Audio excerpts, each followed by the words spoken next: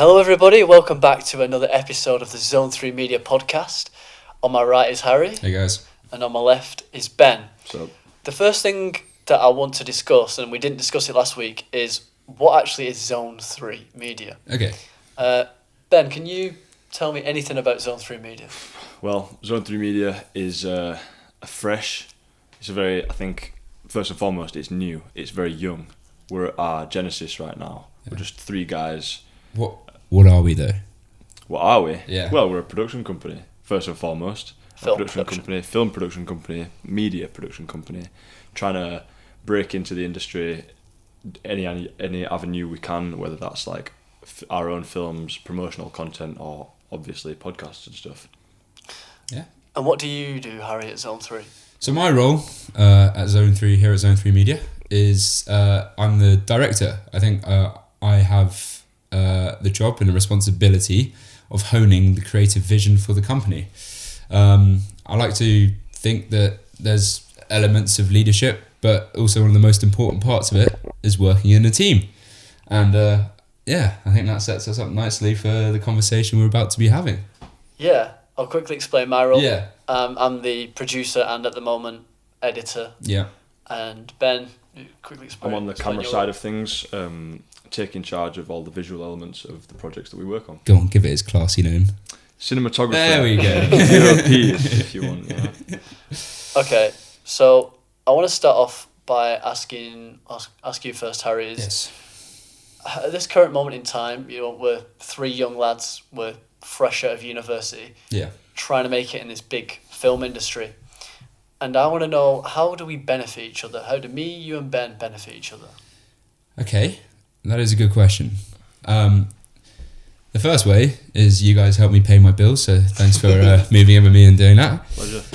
But the main way is, I think each of us are brilliant in our own respective ways in terms of being creative. Ben, you have such an interest and fascination with exploring creativity in a way that I've never seen with someone. You find music that I haven't even heard of, and therefore we get that sort of new and unique and fresh approach to filmmaking. You find a new angle, you find a new shot, which is really good. And then Sam, blush, man. yeah, no worries. Sam, yeah, you're the organisational fascist leader that keeps us all in gear. Yeah. Make sure we're all running on time and everything runs smoothly. And Fascist to that, leader. yeah, Interesting that was adjective. a joke. That was a joke. Yeah. He's not a fascist.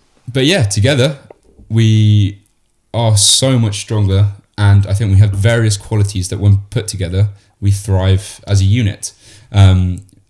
Like I said, we all have our individual assets, but yeah, you bring that together, you build something that's even stronger together, and that's what I think is going to drive us into this big old film industry, as Sam called it, which is actually a pretty difficult thing to break in, and it helps having people around you doing the same thing with a shared vision. With encouragement and room to grow as well, I think is Exactly. the main thing. We're at such an early stage in things, but wherever there's room for potential and growth, it can be filled. So yeah, it's the beginning of hopefully a long and very interesting journey. Yeah. Yeah.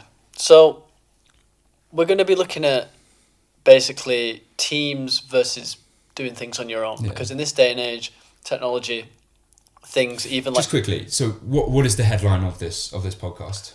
What is kind of like the theme that we're going to be discussing Okay, today? yeah. Sorry, yeah. The big theme is basically, to what extent do you actually need others to succeed to reach the level that you want? Yeah. So kind of power and numbers, Power- question mark. Pretty much. Yeah. But we think that's what the episode is going to be called, Yeah, Power yeah, in Numbers. This idea actually came from when I was watching a music video which was by The Smiths, like a Manchester 80s music band. And I was watching the two artists and was thinking, like, would they ever have made it hadn't they found each other? Had they not had each other, yeah. Exactly, and that's basically what's bringing us together for this podcast. So we're basically going to be looking at, how teams can be both a boost and a burden, the ethics of cutting people out, and then the role of evolution in shaping our social needs. Okay, that sounds interesting. So, moving on, evolution. So, I guess start with you, Ben. How, as humans, how have we evolved Would you say?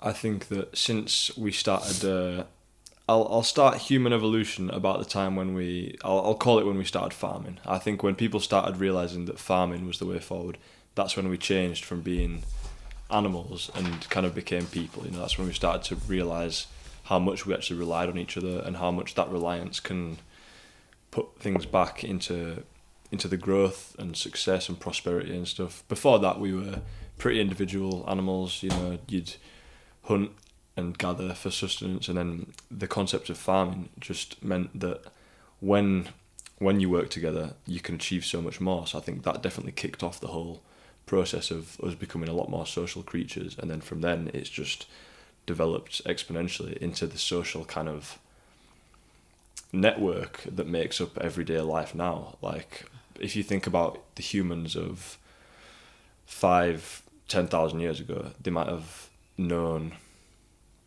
within the communities a handful of people, whereas now if I asked you to name everyone you know, you'd be here all day. Yeah. And that's like the norm. Yeah, exactly.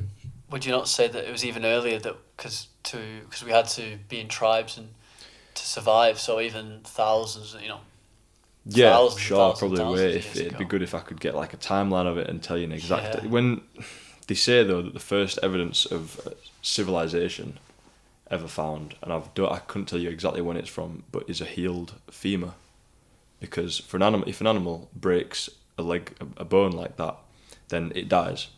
So the earliest ever evidence of a bone like that being broken and then healing, they say, is the first time humanity became a civilization rather than an animal, which I always thought was pretty interesting. It became something that could actually overcome its environment rather than just succumb and having to stay out of trouble completely. Yeah. That's probably the first time, sort of medical.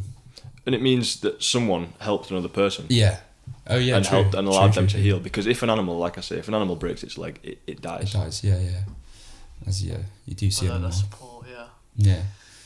Yeah. Another point about farm. What I do think about farm is the first time societies happened.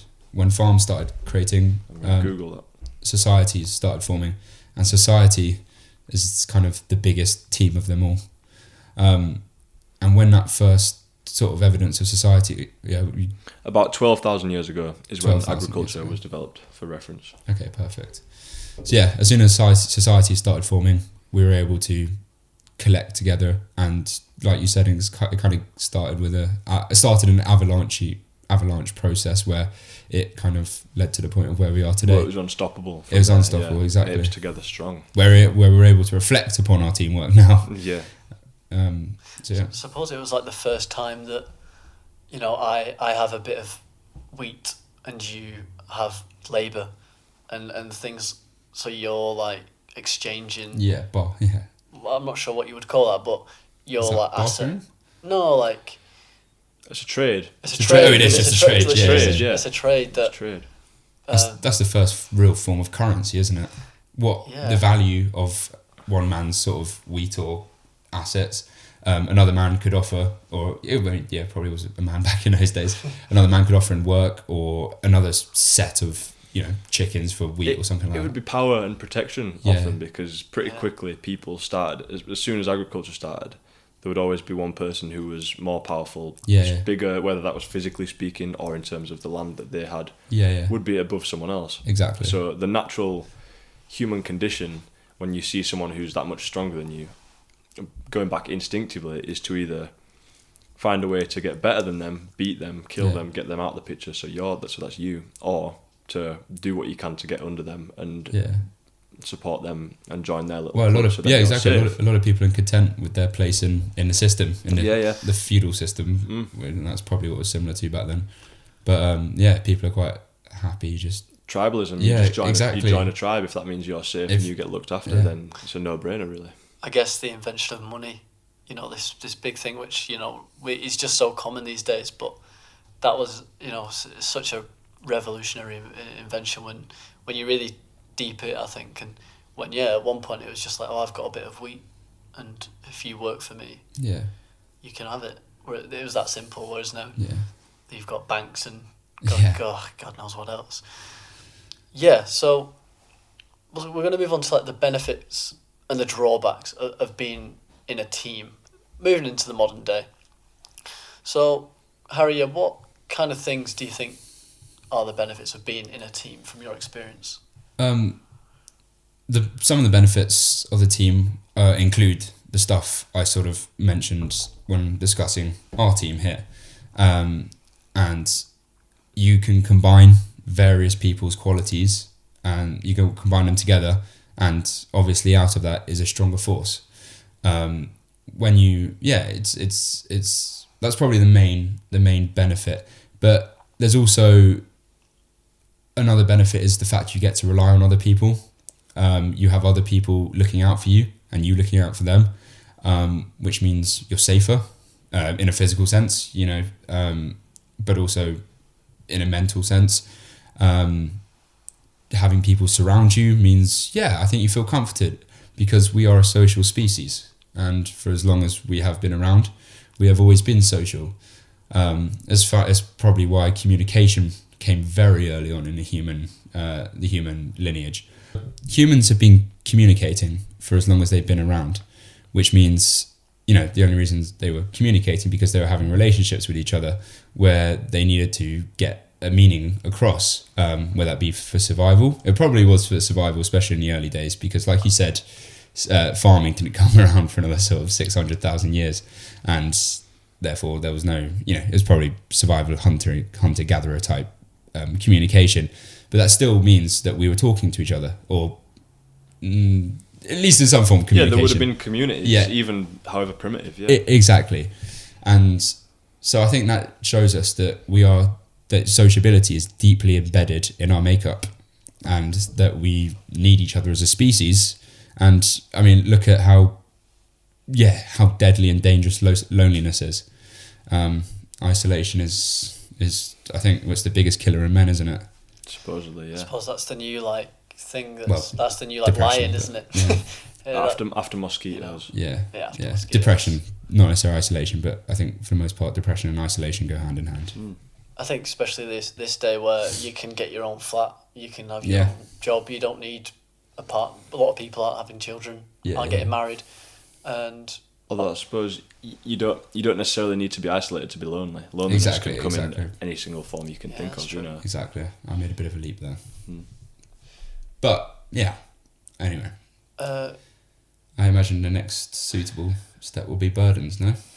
Yeah, go on. I'll start with you, Ben. What the drawbacks have been in a team? So I would say, depending on obviously the size and the function and the makeup of the team, it will differ. But I think one thing that people can struggle with a lot in a team configuration is the absence of what they have as like their individuality. It can be quite, if you're someone who enjoys a bit of spotlight or enjoys working by yourself, for yourself, producing things that have your own creative, maybe not even necessarily creative vision, but your vision, your driving force, being on a part of a team where that's a little bit snuffed out and subdued can be pretty difficult. So I feel like for a lot of people that can cause a bit of trouble to getting into a team, or working well as part of a team.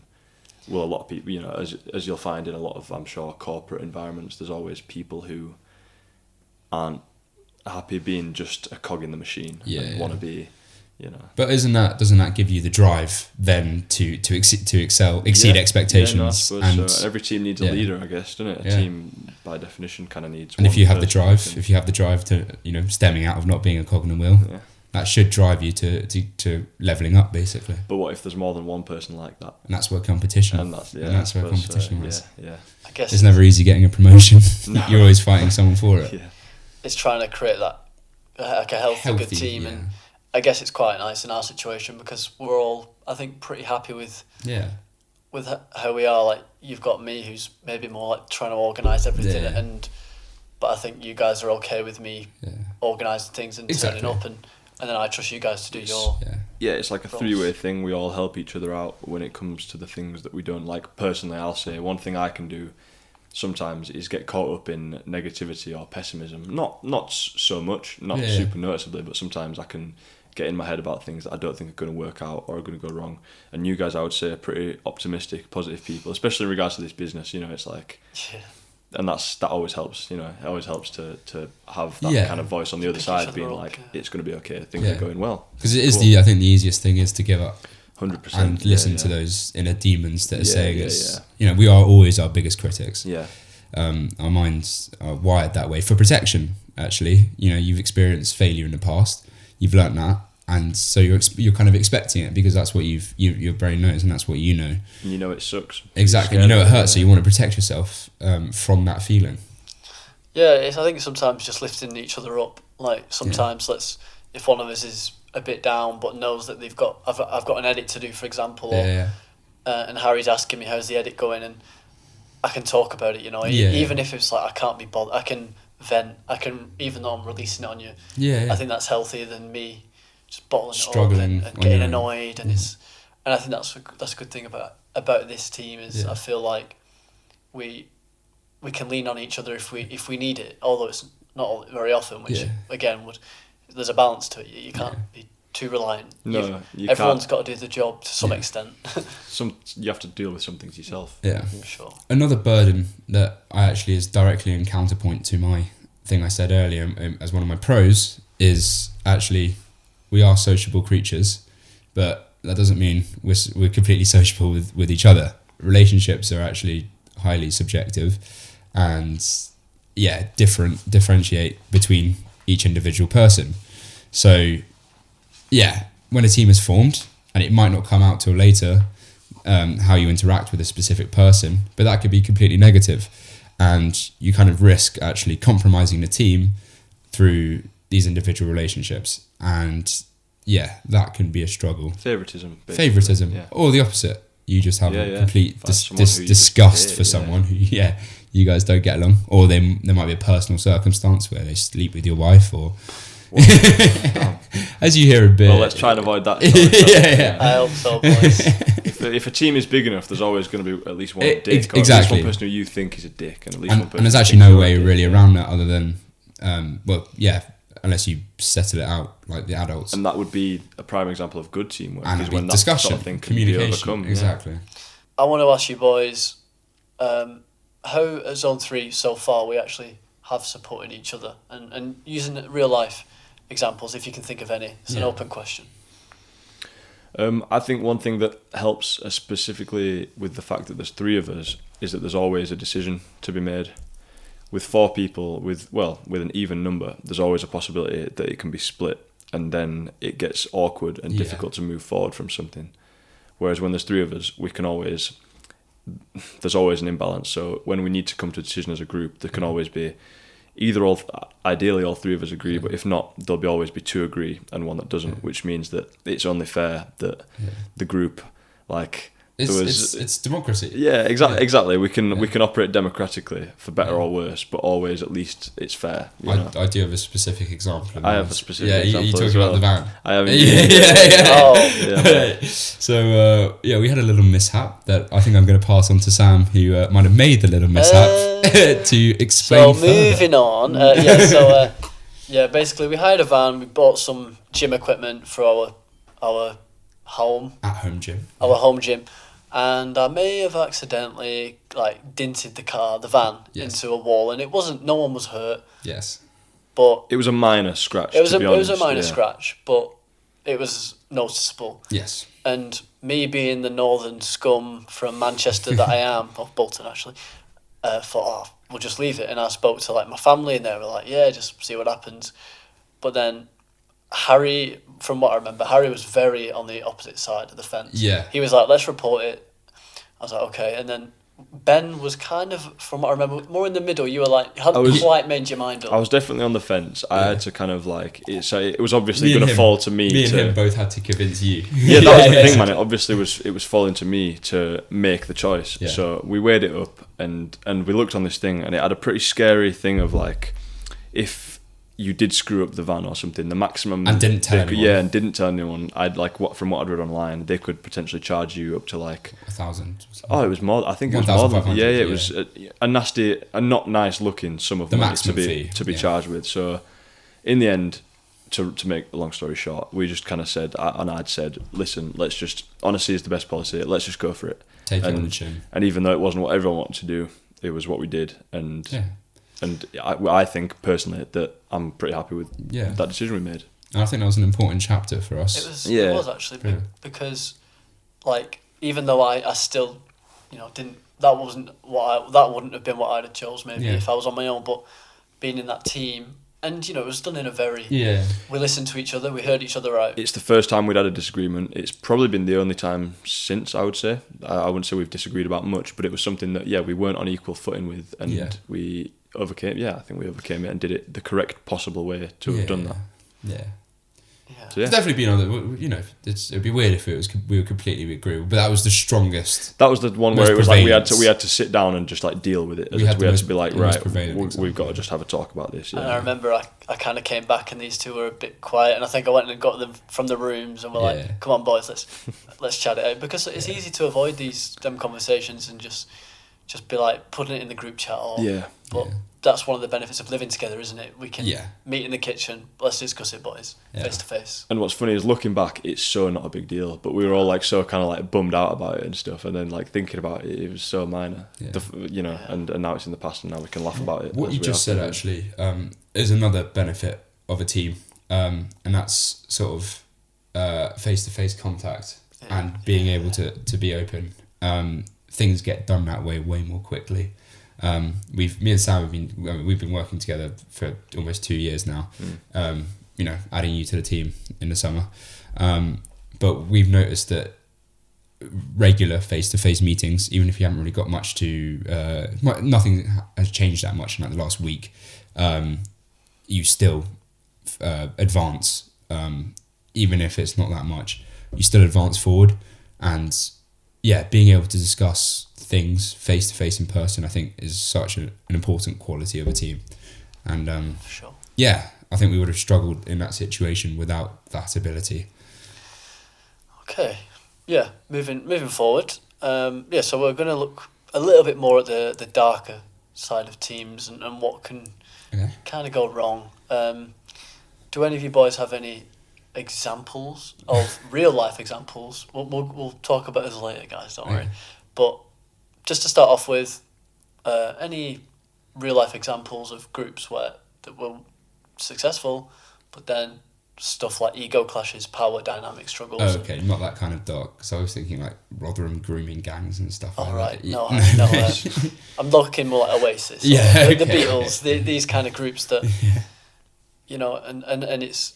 I think we're in this stage where we're all still quite good, close friends. However, like money's not been involved yet, and Yes. we've had a couple ups and downs with the whole the documentary. Documentary. There was a bit of a massive confusion there, and Yeah. we'll come to that later. To come. We will discuss that. That was quite rocky. And brutal, actually, That was very brutal. to experience as us kind of people. We'll talk about So that. I'll start us off. Yeah. So Oasis. Everyone knows Oasis. Started off one of the most successful British bands, if not top 3 successful British bands probably ever. Yeah. Up for debate, Yeah, that's good. but Top 5. Top 5. top 5, and Top 10? yeah. So they obviously were in the news a lot from just the clashes, and either Liam or one of them. There was a massive I think problem. it was actually more from Noel's side. Do you think? Yeah, From yeah. what I understand, it was Liam kind of being a bit. See, that's what I was up for to me. Yeah. Yeah. I'd like to weigh in also that I never cared at all. No. But the band split in 2009, right? After the Paris gig. Was it? It was around that It was sort 2009, of time. yeah. Was it 2009? And yeah, like such a sort of beautiful thing that they created in a way. The music to reach the hearts of millions, including myself, if not billions. Yeah. Myself too. But there was this massive problem, wasn't there, between them two? And Yeah. I guess, how. Well, should we talk about that? Yeah. What we think it is? Yeah. So Ben, start with you as someone who wasn't too cared too much. What? So from a pretty outside perspective, don't get me wrong, I can 100% appreciate the music, but I don't go for really like the celebrity culture. The Gallaghers were never people I followed too much. Yeah. So from my pretty vague understanding of it, it was I don't even know what they fell out about. Was it to do with money? Was it to do with like the rights to the songs? Who was more talented? Who was the main? Because I know Liam was always like the face sort of the. He was the attitude. He was the hands behind his back singing. Yeah. He was the front man. Yeah. And Noel supposedly, or maybe how people wanted to see it was he was the talent behind the songwriting and stuff. So maybe they clashed regarding that. But educate me, honestly. So Oasis cut. They split because Liam and Noel were always strong personalities, like you just described. And I think after they'd been together since 1993. That sounds about right to Yeah, me. it was, I think 93. And they split in 2009. That's 16 years. That's a long time of touring and being each other's company all the time.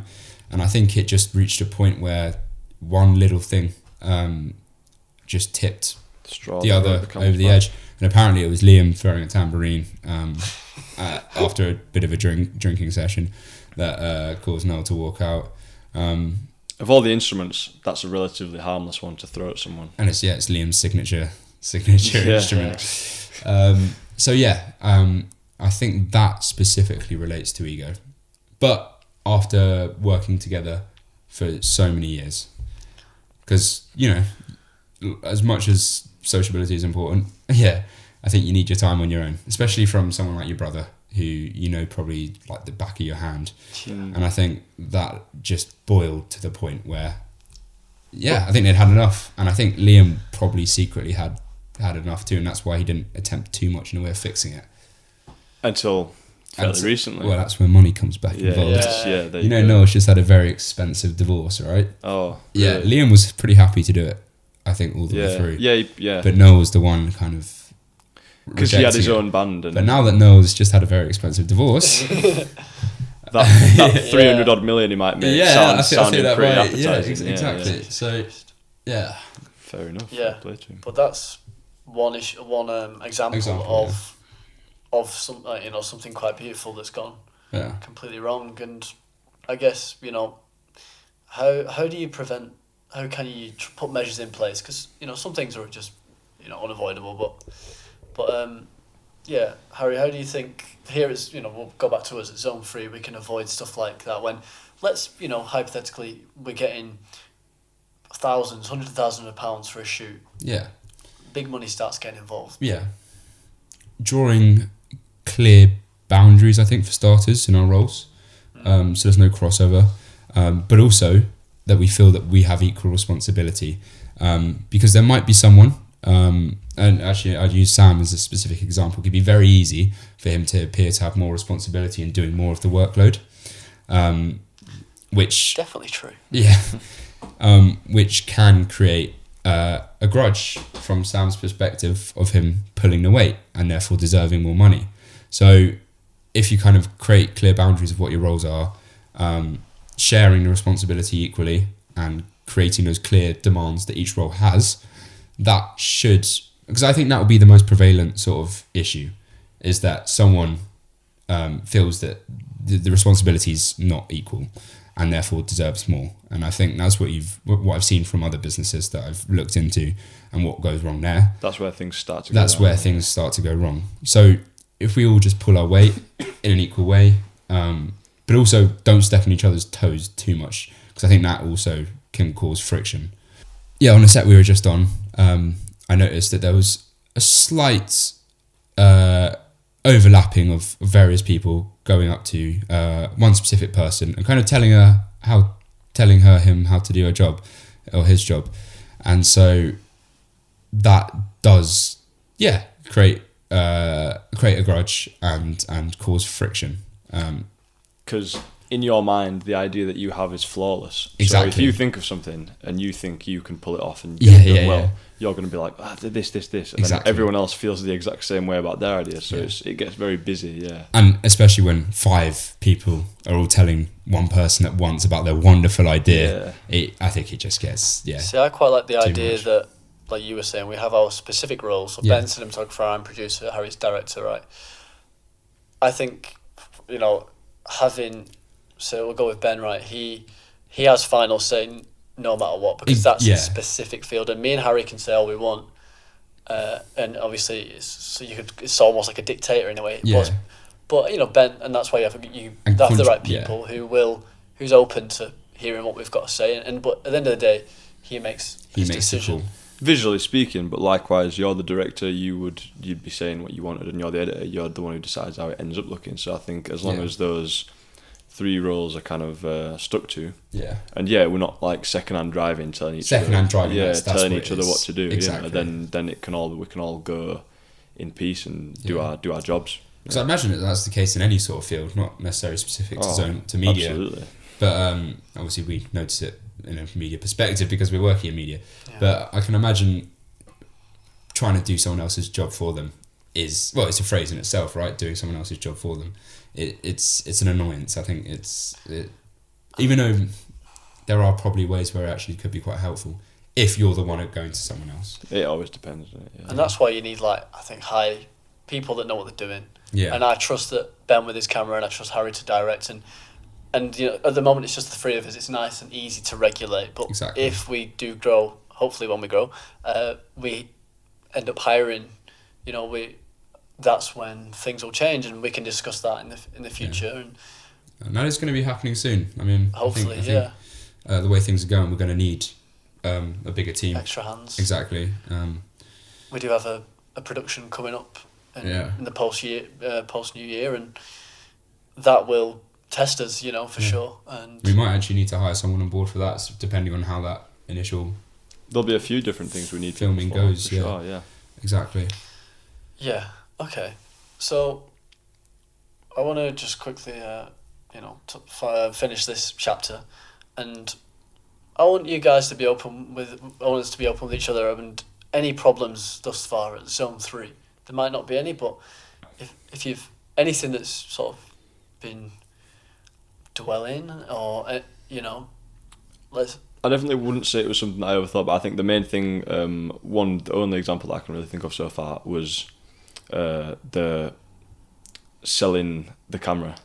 That was literally like, and it's just the only reason for that is because I have a weird brain. I like things, I like objects. So the camera worked, and my only worry was that our haste in selling that would trip us up down the line, and we would be caught short without a camera for a while. But obviously, thankfully Sam knows what he's doing. So we're still on track. We're getting another camera literally as we speak. We're kind of haggling with the dude, negotiating a price on a new camera. So things are all good. That was it. That's it for me. I liked the way it felt in my hands. Yeah, I'm just weird. I do have a problem, but it's actually a reflexive one, and it's me, my role, and struggling to I guess pull my weight, and worrying about that because I do also have a full-time job, and that has quite a profound effect on my tiredness levels, and even actually I'm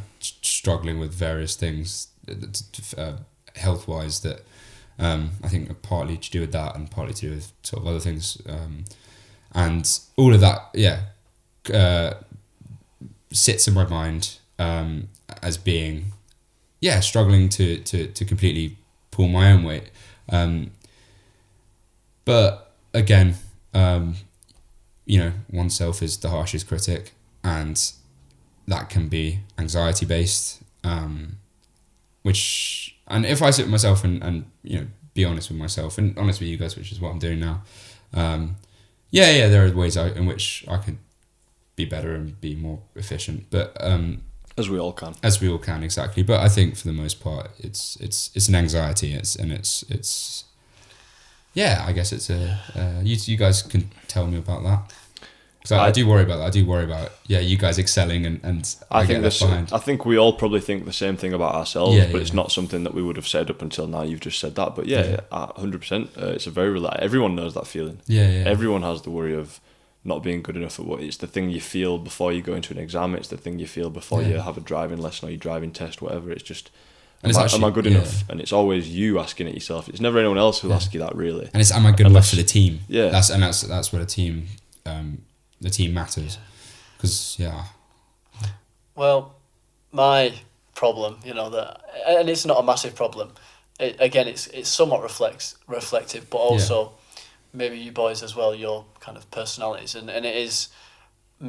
Sometimes I do feel like I do more like running things. And even when me and you made that documentary, it was the exact same. Yeah. Because I'm someone that will just get it done. Yeah. And it's a negative, and I speak to like my family about this because they say you need to get better at delegating, and I am trying. Yeah. But if I need to research something, I'll just go and do it because it might take you a day to do it, or a week, and my mind, that's how my mind works. So I guess I want to try and get better at delegating. For example, there's researching some sound equipment I want to give to Ben, which I think I did. I told you I gave you, or was it something else? Oh, a gimbal it was. Gimbal, yeah, gimbal. And usually I would just go off and shoot, and Yeah. and that would make me more. I'd be more relaxed because I understand it's under my control. Yeah. But I think in being in this team, Yeah. I have to outsource. I can't do everything myself. Exactly. It's good practice for all of us as well. Yeah. Exactly, because that's where the equality thing that I was saying, the biggest problem that I worried about in the future was not things not being equal. That literally stems from that point. And even if there was one person capable of doing it all, it is important to, like you said, delegate. I will start feeling resentment all the time. You will, yeah. There's no way around it. You will feel like you're doing most of the work and therefore deserve more. And I guess it's just it's a two-way street. I give you a task and you do it, and yeah, exactly. And if you gave me a task, I do it, and I think it's respecting each other's time. Yeah, which definitely. I think when one person doesn't feel like their demand is being respected and met, then that's when things like frustration and you can fall out, and deadlines is I think that's deadlines are we do have a nice little thing going on at Zone 3, so if someone's late or forgets something, we have like a fine.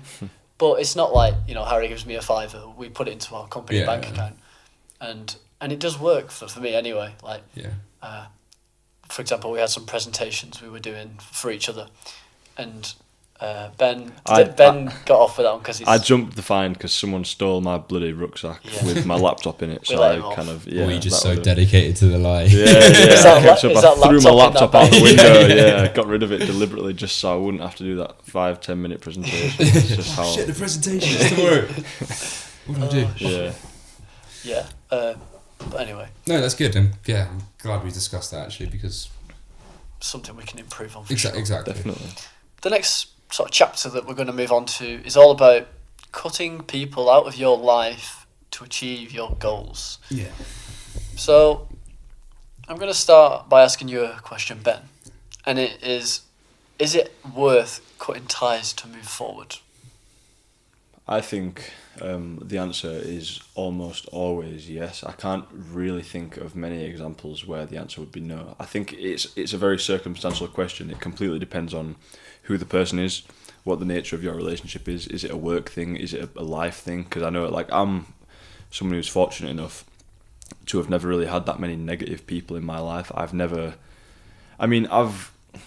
gotten rid of friends and stuff and not really looked back about it, but I can't say that they were people who were especially close to me anyway. So it's like I've never had to force myself to remove someone from my life to benefit myself, because like I say, I'm quite lucky with the friends and family that I do have. So it's easy for me to say yeah. I'm sure it would be a very difficult thing to do that in real life, but I think if it's really necessary for you to grow and to move forward, then I think yeah. It's why they say never mix friendships with business partnerships, because of that factor. Yeah. And here we are. Yeah, I think this is a bit different now, because the way we formed together was always from a business perspective. In fact, at university, I don't think we were that great mates. I don't think we were. Ouch, man. No, we never really hung out outside of the course. No, but we got along really well. I always considered you guys some of the cooler guys on the course. Yeah, it's the same here. No, I mean the course in general, to be fair. None of us really hung out outside of the course. No, sure. We would occasionally go on course nights out, but, we had our own friendship groups who we were closer with, as we still got our own friendship groups that we're, have our... Yeah, it's almost downtime with, I guess. Yeah. And therefore, our relationship, for the most part, is actually a professional relationship. Even though we are good friends and are becoming even stronger friends, I think the fact we started off in a business sense first Means that means that's it's a at the different core. yeah, Yeah. it's That's at the core. that's what joined us together, and it's Exactly. something that I speak to my girlfriend, Yeah. and I've said to her before. And even though me and Harry are very close now, Yeah. I still see him as my business partner as well as a friend. Whereas I have friends, and whereas Harry's a mixture, a blend, and Ben the same. Because I sort of agree, we weren't really. I don't remember speaking to you that much at uni, Ben and Harry first and second year. Yeah, we probably Not didn't really really. know each other that Oh, no, well. first and second year, no, that's probably right, yeah. Yeah, and I actually say me and Sam, and then you. Me and Sam obviously got close at uni, but we actually didn't really speak to you that much in third year either. No. You know, like we'd never go to the pub or anything. We'd just run into each other on the street. Yeah. And then Yeah, that was pretty much our interaction. Yeah, yeah. I We suppose talk so, about yeah. each other's films behind our back, Yeah. behind each Yeah. other's backs, probably. But when I look at my dad and his relationships, the ones that have lasted the longest are the ones that stemmed out of his business. And yeah, they didn't come before the business, I think for that reason. I think because he was surrounded by people who were good at their job, they became friends through that. And I think it'd be a very difficult position to enter a business or bring someone on to the business who was your friend beforehand, because you're bringing them on not necessarily for the professional reason, maybe There's more always- because it's bias. You have cognitive bias because you like that person, you know their qualities, you like them for who they are, not necessarily for Why their. did we bring Ben on? We Yeah. didn't bring him on because we thought he was a good lad. We thought he was a good lad, but Yeah. the main reason we brought Ben on was because we thought he would be good for this team. Exactly, And you're a sound guy, and then it's important to it. yeah. But we haven't just brought on our mates. You don't want to hire an arse We didn't hire you because to you. live with you as well. You know, it's not like Yeah, exactly. We brought you on, to be our business partner. Yeah. So I think that leads to the next natural part of the conversation of leads- why is Ben here? yeah, Ben wasn't. So for context, me and Harry and two other lads made a film together for our final dissertation at university. One of the lads just kind of went away. We never really heard from him again. Yeah, But one of the lads, who is a nice guy, he's a nice lad. very nice guy. There was a bit of a, what to call it, like, there was fireworks for a few months between, not fireworks, I think it was more confusion. confusion mixed with a bit of everyone trying to, I think, Confrontation, in order to achieve goals, I think. confrontation. Because it wasn't really a confrontation, was it? It was more of an unspoken sort of tension. What happened was we finished the film, and we were a few months we didn't really chat. I mean, I chatted to Harry from Because time we to always time. knew we were going to go beyond this film into a partnership. Once I came Post back university, from yeah, my exactly. travels and stuff, I was going to come. We knew that we were going to stay together. Yeah, and we knew that because I had a train booked for when I finished my travels to come here and just And discuss discuss. So what our future held. we were definitely going to see each other. Yeah, And there was a third guy yeah, who we sort of the guy that was also in the film, but that was somewhat interested. Yeah. Or that we hadn't spoken about what was happening with, and therefore it would be very safe for him to assume that we were going ahead with him. And we put into our group chat that we're going to continue working on the film, and he kind of didn't seem too interested, Yeah. but a few months later down the line, It was when me and Sam had cemented what we were doing, which was creating a production company. We changed the social media handles of our documentary that we made for our we made a dissertation. page for the film. We made a page for it, and we changed that to our company name, and that immediately, got a message in the group chat from the rest of our team who we'd worked with, being like, "What's going on with this?" And to be fair, we had made an error of not speaking about it and not being open about what we were doing. But we did that because we had assumed that the lack of connection, the lack of communication, had meant that the group had part ways, and we were kind of praying that was what would happen, and because that would be the easier thing to do. Although it didn't. Although it didn't, yeah. So, moving forward from there, we got a guy who was quite interested through. Well, we recruited Ben in that meeting. We called Ben up when you came to London. We called Ben up and told him we want you to be part of our team, and that we were going to go ahead as a trio, which meant that we made a decision to cut. We actively made the decision to cut the others out, and then, but our error again was that we didn't let the others know. It is, because it does tie exactly into what you were saying about sometimes you have to take that decision, even if it's the hard thing to do. Yeah. Like, fair play to you guys, man. I would have found it really difficult to tell that to someone that I'd worked with, and because obviously it is nothing personal, but it was a bit personal though. That's the thing, like, yeah. because I just didn't think he's I just have the drive. But that's not personal. I would say that is completely business. You don't dislike him. Yeah, you don't think he's a prick. Guy. He was a mate of yours, you know, and probably maybe in a way still is, because you guys went through that experience together.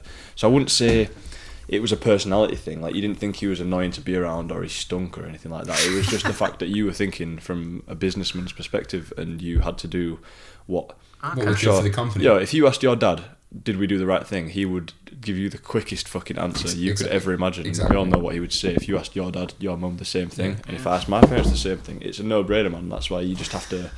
Sorry, I don't mean to fucking lecture you, boys. It's not like this is going to be in, but it's it's cool. It might actually. Emotions have to take a back seat sometimes. Yeah, because and you have to do the hard thing. Exactly. Speaking to the back, what are we going? Is this? No. Honestly, I think this will end up staying in. Oh shit! Okay, fair enough. Well, we can keep in my lecture then. Yeah. Okay. Yeah. No, it's a very good point, and that you said that it. I always thought it was personal, but actually, I thought he was a nice lad, and I liked spending time with him and travelling. Me too. I'd still like to spend time with him now. But in terms of the business, which you literally just summed up perfectly, is he didn't have the mindset that we were after. And his behaviour reflected that in our previous work. We had experienced qualities that just let the team down at times, and to have that in our minds based on evidence of him doing that. Yeah, because this isn't uni. This is the big leagues. Is the real world. We're playing for keeps now. Exactly. We're going up. We're in the same pool as people who have been working for decades, who are very professional. So you can't take risks on people, really. Exactly. If we want to get where we want to get, we have to cut people off. Yeah, man. It's a dog-eat-dog world. Yeah, and be brutal with each other if we have to be. And I think at the moment we are quite nice. And it's not saying you're fucking shit, is it? But it's like when we've decided we're going to have weekly meetings. And it's just being upfront and saying, "Look, Harry, I think you need to just pull your weight or whatever the issue is." And exactly. Because the sooner we can all get onto that level with each other, probably the better. Because when honesty is always the best policy, as we've talked about that before. But sorry, shit. But it's always openness is at the heart of every business model. Exactly. I think. And never feel ashamed or guilty of offering someone constructive criticism. Sure. It's the best thing you can do for anyone. Instead of rosing it up, being nice about it, because that doesn't get you anywhere. That just keeps you at the same level. Yeah. If not, you take a few steps backwards. Tell it how it is. Yeah. So there was a moment where I basically got to the point where I think it was looking like I had to choose you guys or my own personal success, really. And that is literally the debate I had in my head. Do I cut you guys off, or it's more drop you guys rather than cutting off, and then pursue my own path, which seemed like quite a big leap to stardom. It was a sort of a straight train to I don't know. Do you want to explain what it was? I think he would have just probably used you. I agree. and your mum. But it doesn't change the fact that I still had to make I still saw an opportunity there.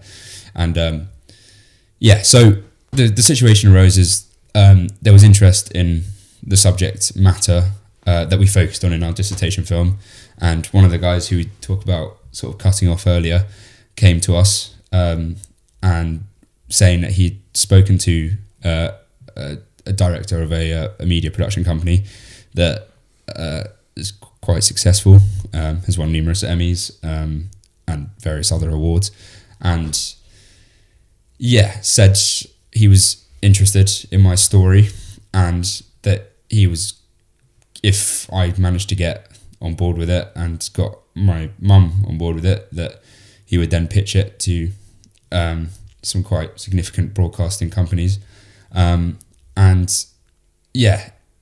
think in that first meeting I had with him, he made it very clear that the two guys sat next to me would not be involved.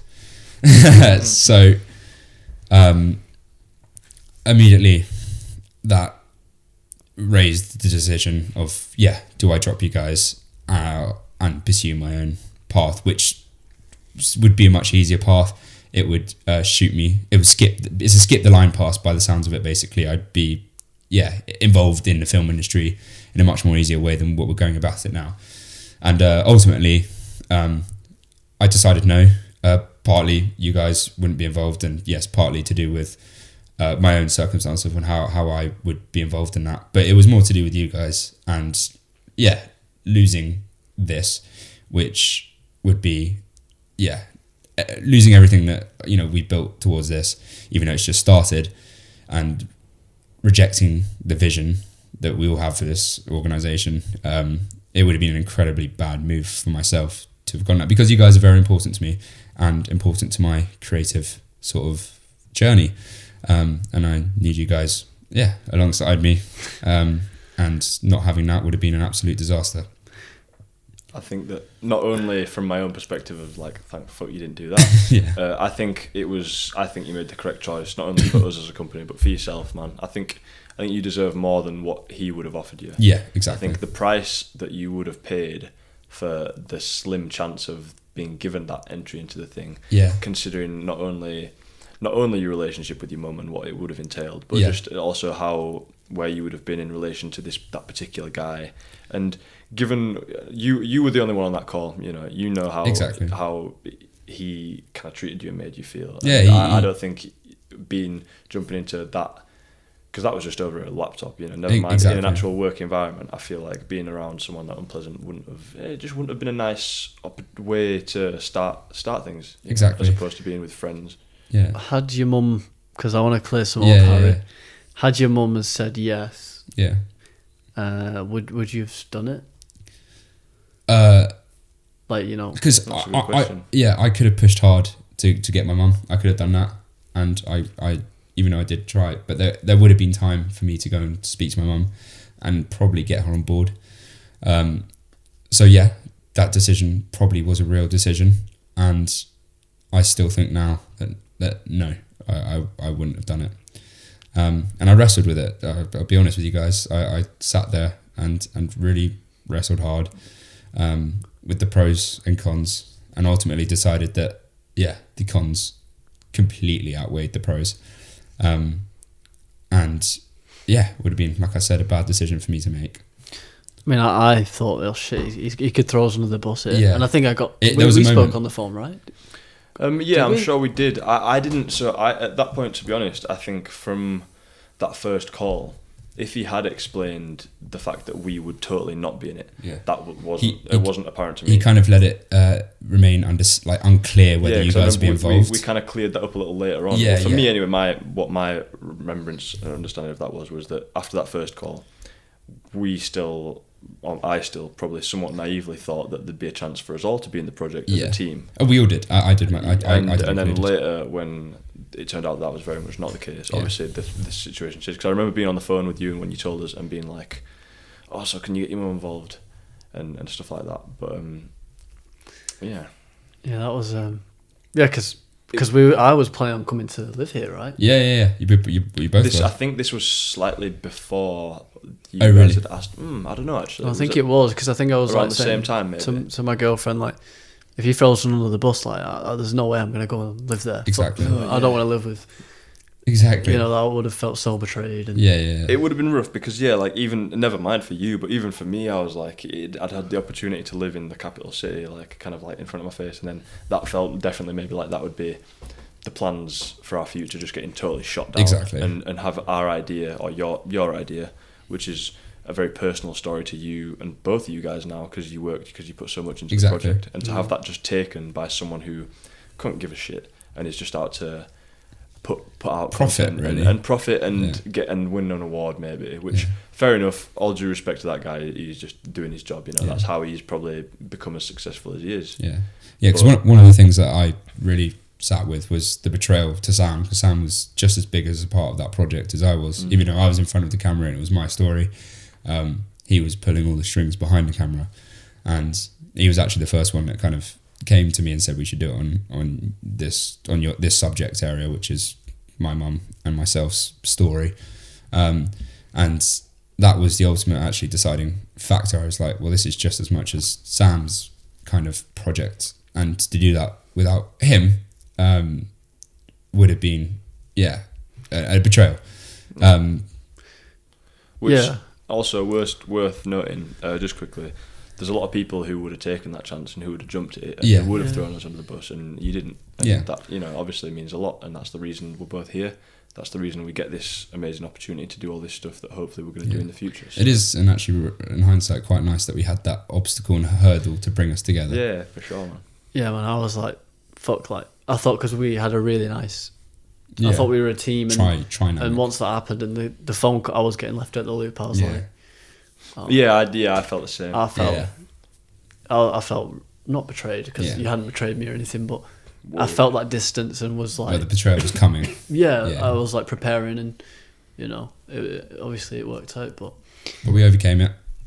We're here. Yeah, and, next time it's, I guess, just having communication. And you were, you were sort of... I got the idea, I don't think you said it directly, but I got the gist that you were thinking about it. And, and I did just accept it. That Harry could sort of throw me under the bus, and I'm just going to have to accept it and cut ties, but you didn't. Yeah. So here we are. Yeah. But yeah, so I guess maybe the question then, why wasn't that worth cutting the ties? Yeah, why wasn't it worth pursuing my own success, or pursuing because a path that I saw to be a success? That would, if you had have took that road, you would have probably been higher in your career now. Right now. In this very moment, correct. The reason why I didn't, putting personal stuff aside, and relationships, and is, I think that what we're doing here will lead to a more meaningful path in life. I think creating something from scratch, building it up, and turning that into something that you look back on and are immensely proud of is much more meaningful than I think doing it on your own. And so that is why, I'm made that choice, is because, I'd rather do it the hard way with you guys as part of a team than sort of go on my own journey, going on my own endeavour, where it's much more scary entering the film industry with you guys around me rather than by myself, where I could get trampled on, not much experience, which is probably what would have happened, means that, we're in it together and we can look after each other in that field. And I did say that to you, if you choose to go on your own, like, that you'll have less control. Whereas if we build up our company and this vision that you were just kind of saying, that, this vision of this company will build it from the ground, and maybe that, influence you one way. I don't know. And we're going to make that film. We're going to make it in our way and the way that we choose to. Hell yeah. Yeah. Just a bit later on down the line. As we should, yeah. It's not something that needs rushing. Exactly. Yeah. All the time in the world. Yeah. Okay, I think we can move on to the next chapter. Yeah, let's move on to the next chapter. So, I guess balancing relationships, friendship, for mutual benefit, and how Ben, do you think you can sort of balance the relationship in a way that you're sort of using each other, but in a healthy way? I think a lot of that does come with literally what we just did a bit ago, is talking openly about what we think to be each other's strengths and weaknesses, and then realising how that all fits in as the different pieces of the jigsaw and how we can effectively exploit each other's weaknesses and strengths, or more strengths I suppose, to delegate tasks in an efficient way. Like the people who are good at, like for example, if we'd just done a project, shot loads of stuff, and then you said, right, crack on with editing, Harry, or right, Ben, get to editing, we'd be a bit like, huh, because obviously you're the person who's done it most. You are, I would pretty comfortably say, probably like the best at it. The best editor out of all of us, yeah. And so it makes sense that you would do it. Likewise, if we got on set and you were like, all right, give me the camera, I'd be a bit like, huh. Or there's certain roles which we've kind of, through university, I guess mainly, have decided that we fit into best, sort of thing. Yeah. I think it's just recognizing that and making sure everyone's comfortable with it, obviously. But yeah, just following that and using that as a basis to kind of build off your own pre-existing skills, because then you get to grow and get better at those things. And it's like, instead of being, sort of it's not the same as like jack of all trades, master of none, but it's like the opposite really, in terms of the idea, especially with this industry, is you have one job, that you have one sort of area that you get practicing and get better at. Like if you do a bit of everything, you'll just end up not specific enough, and then when people say, what do you do, and you're like, a bit of everything, it doesn't look very good on paper, sort of thing. Yeah. So yeah, I would say that would be kind of my answer to that. So it's talking about your skills openly, and then and delegating to said skill, and then going from there and not stepping on each other's toes. Yeah, and acknowledging the taking stuff over. that you're not necessarily as good at is just a bigger part of it, as being comfortable with what you are good at, which I think that's why I'm glad we're all just, Sure. we can be comfortable with each other when it comes to that. Yeah. Any words, Harry?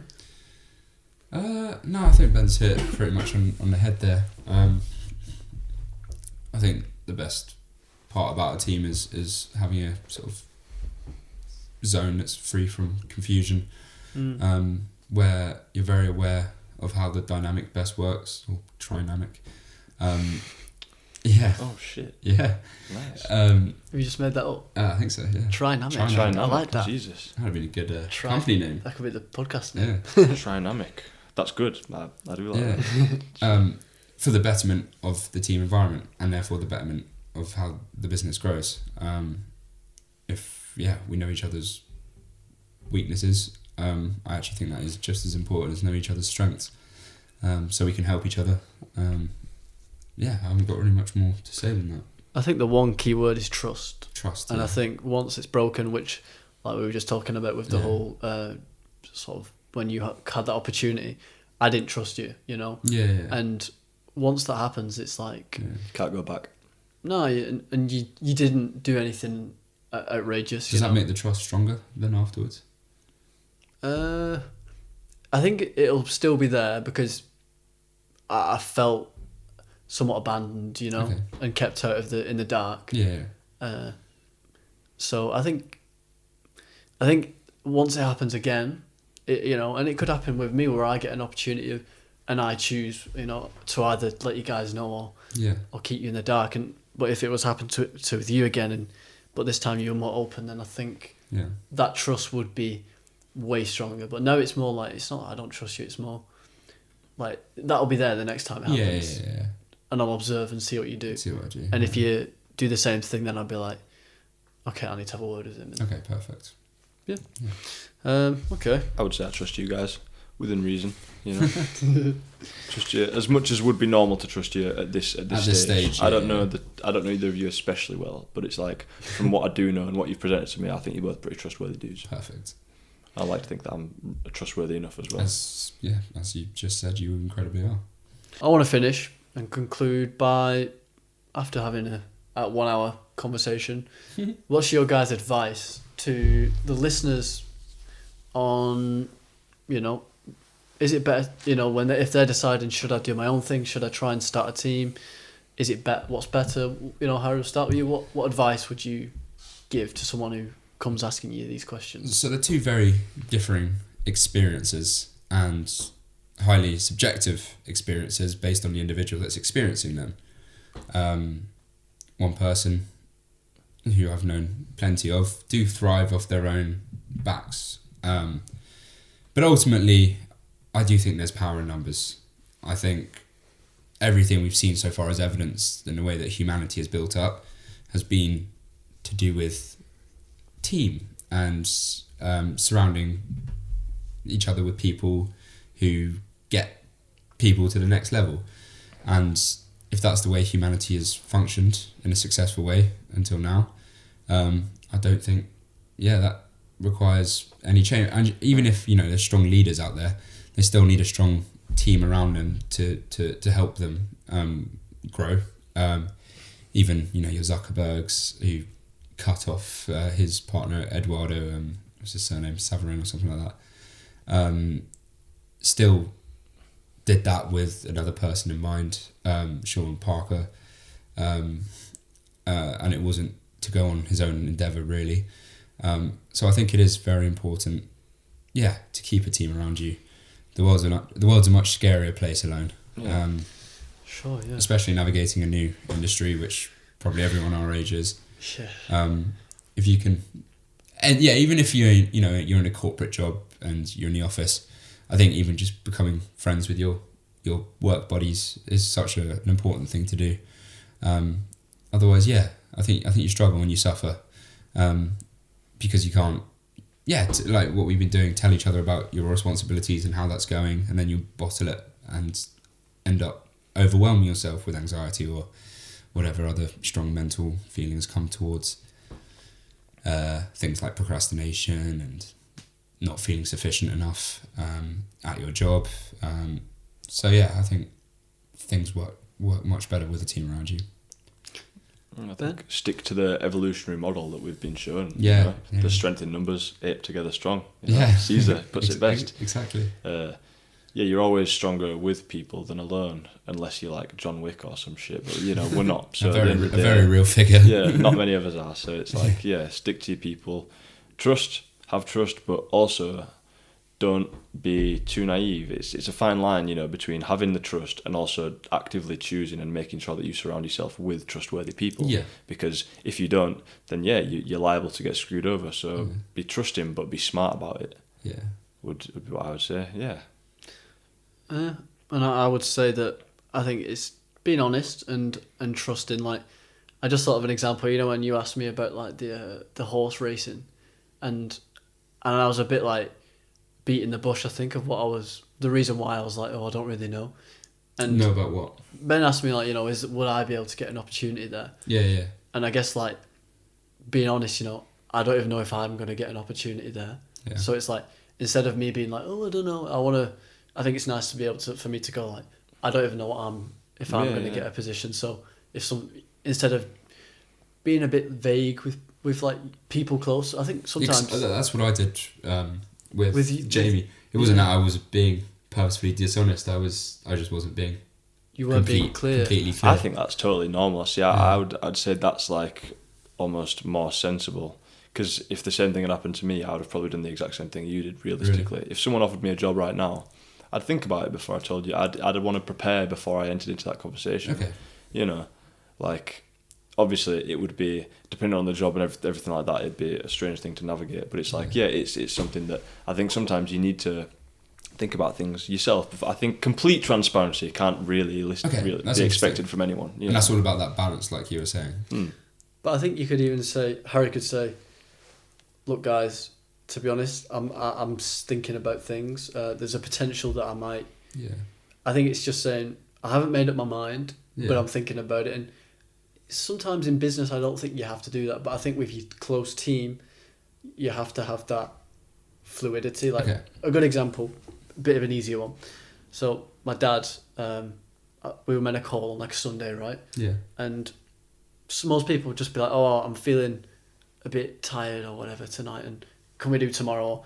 Or they might even say, can we do tomorrow instead? And I'm a bit like, oh, well, that's a bit annoying because but he said like, I've had a really stressful day, this happened, can we do tomorrow? And having that little bit of information not only like allowed me to be like, I completely get it, it's cool, but like made me like empathize with him, and like, but if you keep people out of the lurch, I think it's. But also, it doesn't hurt your feelings, which is, a text like, oh, I'm just tired. It makes you feel less worth. You Yeah, feel 'cause you feel like you're secondary. There's to, a reason to as his opposed to tiredness. you've just been kind of like dropped. You've like there's an explanation, so you're like, oh, okay. It's always easier to deal with things when there's an explanation. Yeah. And as a human, you kind of sometimes want to keep a bit of information sealed, but it's a question like how much do you reveal to the team? Because I feel like you want to be as open as you can. What do you think? Well, I think every decision we now make forward will be a Zone 3 Media business decision, and therefore that's with complete transparency. And then if there's a separate opportunity which is more personal, The horse, for example. you are the one to navigate how you respond to that, but that won't have, that's not without consequences of how the other person interprets that. And even something like that, it would be more like, it would be a good opportunity. I Exactly. think realistically, if you were offered something like that, it'd be like, what would be stopping you from taking The it? dilemma comes when it affects the business, when it affects Zone 3. That's that'd when be for all of us to you've weigh got to up. weigh up. I think it's when, they offered me a full-time job, Yeah, right, yeah. 60 hours a week, whatever. They haven't, Yeah. just so I'm being honest, Yeah. they haven't. But let's say they did, right? The easier thing for me to do would be to try and balance it behind your backs in a way, Yeah. and so it looks like I'm still involved with the company, even though I know it's not deep down. Yeah. And I think we should be at a point where I can be like, look, boys, I've been offered 60 hours a week, and then you guys can be like, well, Sam, that's going to take up so much time. What are you going to do? Yeah, exactly. And put me on the spot, and I think in a healthy environment, that's how it should work. And that's how it should Otherwise, I'll drift. You guys will drift from me. You'll be like, why is Sam like, he's working all the time, and it builds and builds and builds. Where it's like if we have that very initial No conversation, decisions get made where it just drags out. exactly. Where it just brings down the company further. Where if that were to happen, we can make a decision where you leave and then we find someone else quickly. Exactly. And same with me. Same with Ben. If that was to happen, Yeah. which I don't think. I think this company is something that we're all seeing. We're all invested in. It's building up, in it. We're here. It's slowly. It is. But Yeah, we're on our way. We're not at the start anymore. And because for one of us to get like a job but still be expecting to like live here would be a bit cheeky, wouldn't it? So it's like, I think I've got you guys under my feet. yeah. So it's I think it's hard being open and fluid. I think sometimes because you're being vulnerable for like attack. Exactly. You're putting yourself in an awkward position where you are the villain, and no one likes to be the villain. That's what I've experienced with Jamie. I could see myself becoming the villain, and that was a difficult position to be open about because you've got to face the awkward conversation, which any awkward conversation is bad enough, let alone sort of one that you have to deal with multiple people or a team. So I think we're at a point where we should just be like completely fluid and honest. We're like blokes now. We're growing up. exactly. We can't like leave each other in the dark, and Exactly. we'll see if we practice what we preach. But like going forward, I think that's a philosophy that we should try and cement. Yeah, for sure. I think we've been good recently at it though. Yeah, I think we have. I think so. I think this Maybe it's conference- happened naturally. Definitely just nothing I'm withholding from you guys. I can say that Vice pretty versa. honestly. No, I think. apart from No. that woman in your hiding in the basement. Yeah, apart from her, yeah. All right, cool. I think we'll wrap it up there. yeah. Thank you guys ever so much for listening to this conversation. We'll be uploading. We'll be doing another conversation in the next few weeks, which Ben will be hosting the next one. It's my turn. We've not cemented the topic yet, or have we? There's a few ideas. We're thinking grief, death, things like that. Something nice and morbid. Yeah. But you'll know. Yeah. Mm-hmm. Ben always brings the light to the conversation. So Oh yeah. I So, try. stay tuned. Subscribe to the podcast or follow if you haven't already. And yeah. Our Instagram handle. Instagram is Zone3 Media. Yeah. No numbers. We keep it professional here. Yeah. But yeah, give us a follow if you. And If you want to. every listen counts. Yeah. So It does. Thanks. All right. See you in a bit. Cool.